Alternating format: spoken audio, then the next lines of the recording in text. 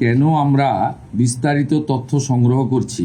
আমি এর আগে ওই রাকিবুল শেখের কথা বলেছিলাম। এই কেসে অনেক বড় পর্দা ফাঁস হয়েছে। Baharampur PS case number 843/2026। এখানে এখনো পর্যন্ত 22টা ফলস অ্যাকাউন্ট পাওয়া গেছে, যেখান থেকে মহিলারা নয় পুরুষরা লক্ষ্মীর ভান্ডারের টাকা নিচ্ছে, এবং এটা অনেক বড় সংখ্যা হবে।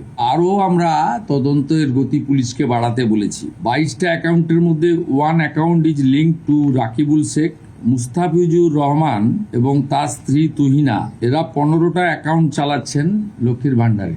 6টা অ্যাকাউন্ট পাওয়া গেছে তারিকুল রহমানের। যারা 12 পাতা 16 পাতা 18 পাতা করছেন, এই রিজেক্টেড, জনগণের দ্বারা রিজেক্টেড নেতা এবং তাদের দলের লোকেদের বলবো, অবৈধ অনুপ্রবেশকারীরা তো পাচ্ছেন, তার সাথে সাথে হাজার হাজার তৃণমূল কংগ্রেসের নেতা যারা মহিলা নন বা এই কর্মসূচির আওতায় আসেন না, তারা লক্ষ্মীর ভান্ডার লুট করছেন। আমরা কাউকে ছাড়বো না।